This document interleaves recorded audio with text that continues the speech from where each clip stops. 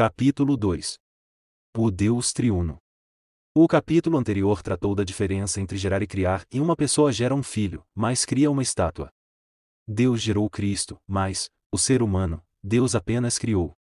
Ao dizer isso, ilustrei apenas um ponto sobre Deus, a saber, que o que Deus, o Pai, gera é Deus, algo do mesmo tipo que Ele mesmo. Dessa forma, é semelhante a um pai humano que gera um filho humano, mas não é igual. Tentarei explicar um pouco melhor nas linhas seguintes. Hoje em dia, a maioria das pessoas diz, creio em Deus, mas não num Deus pessoal.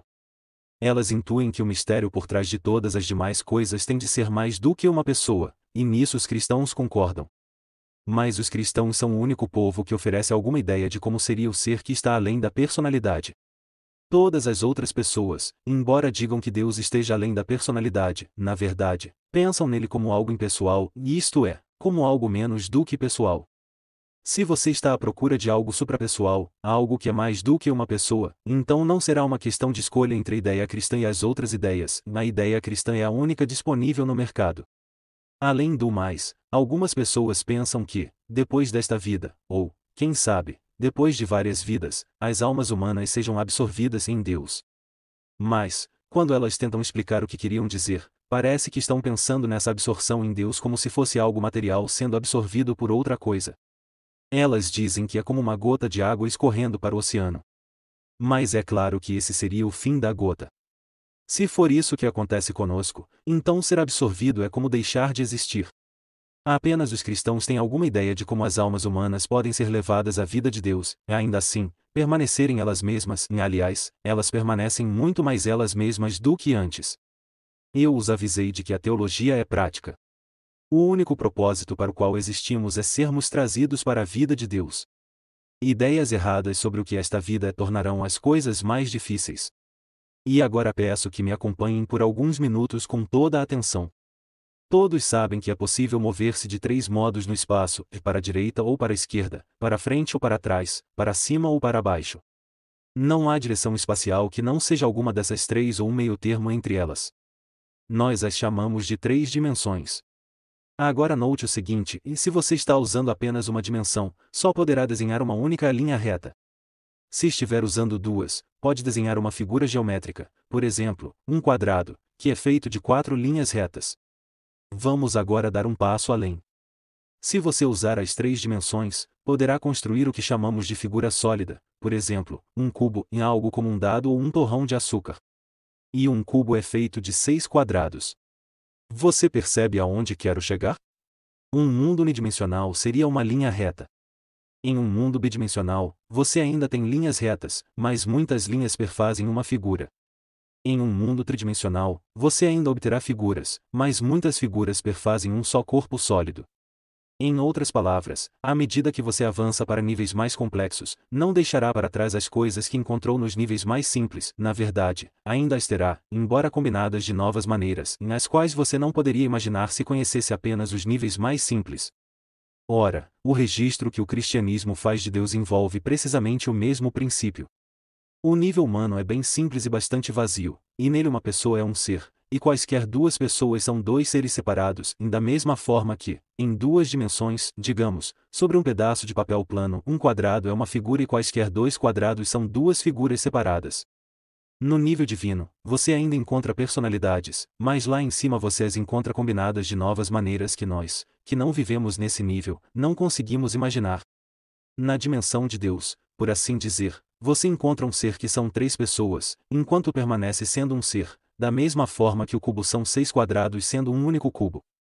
É claro que não conseguimos conceber completamente um ser como esse, da mesma forma que, se fossemos feitos de tal forma que só percebêssemos 2 dimensões no espaço, nunca poderíamos imaginar um cubo propriamente dito.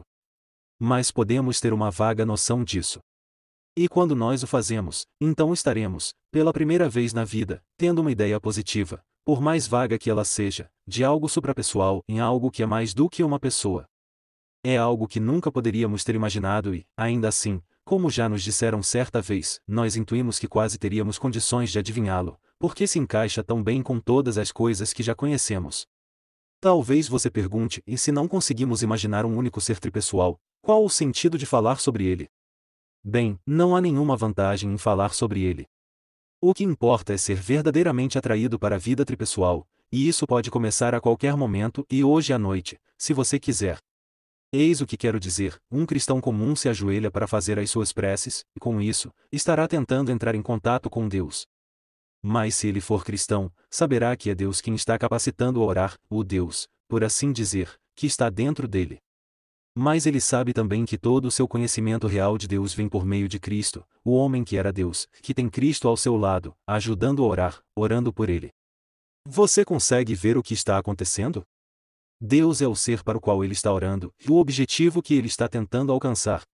Deus também é o algo dentro dele que o está fazendo seguir em frente e o poder motivador. Deus também é a estrada ou ponte que ele terá de percorrer para alcançar o objetivo. Assim, toda a vida tríplice do ser tripessoal está realmente se dando nesse pequeno quarto comum onde uma pessoa comum está fazendo suas orações. O homem está sendo arrebatado para um tipo superior de vida, que eu chamei de Zoé, ou vida espiritual. Ele está sendo arrastado para dentro de Deus, por Deus, ao mesmo tempo em que permanece ele mesmo. E foi assim que a teologia começou. As pessoas já conheciam Deus de uma forma vaga, então, veio um homem que alegava ser Deus, e ainda assim, não era o tipo de pessoa que se poderia dispensar como um lunático. Ele os fez acreditar nele. Essas pessoas se encontraram com ele novamente depois de o terem visto morto e, então, depois de terem formado uma pequena sociedade ou comunidade, encontraram Deus de alguma forma dentro delas, direcionando-as e capacitando-as a fazer coisas que não conseguiam fazer antes. E, quando elas entenderam tudo isso, descobriram que haviam chegado a uma definição cristã do Deus tripessoal. Essa definição não é algo que tenhamos inventado, e a teologia é, em certo sentido, uma ciência experimental. São as religiões simples que são inventadas. Quando digo que é uma ciência experimental em certo sentido, quero dizer que de certo modo é como as outras ciências experimentais, mas não totalmente. Se você é um geólogo que estuda as rochas, tem de sair a campo atrás delas, pois elas não virão até você, e, quando você vai até elas, elas não podem fugir. Você detém a iniciativa do processo. Elas não podem nem ajudar, nem dificultar seu trabalho.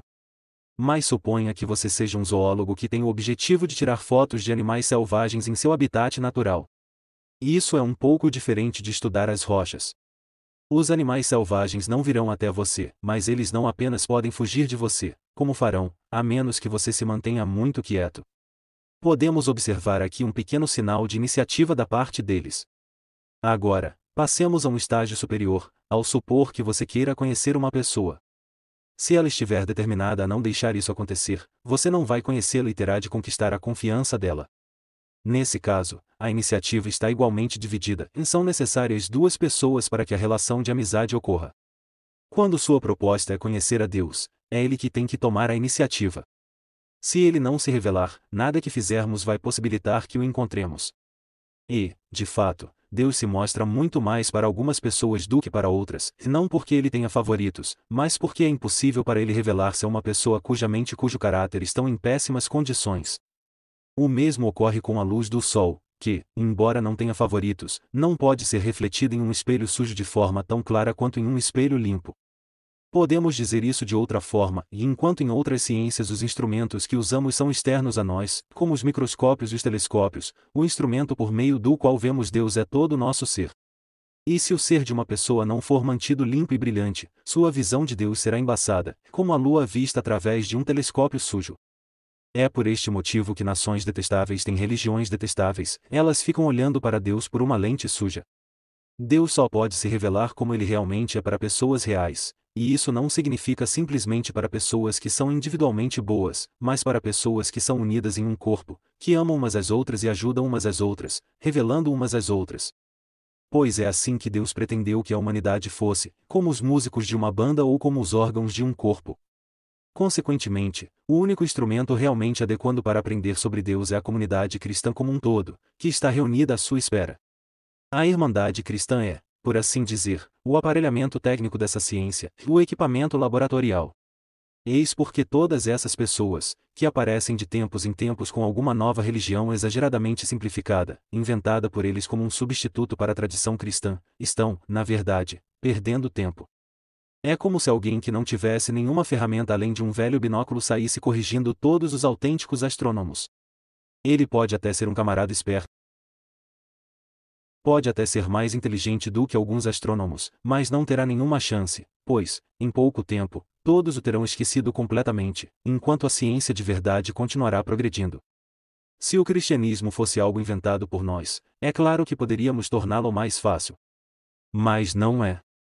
Não temos como competir, em termos de simplicidade, com pessoas que estejam inventando religiões. Como poderíamos? Lidamos com a realidade como ela se apresenta. Obviamente, somente quem não se importa com a realidade como ela se apresenta.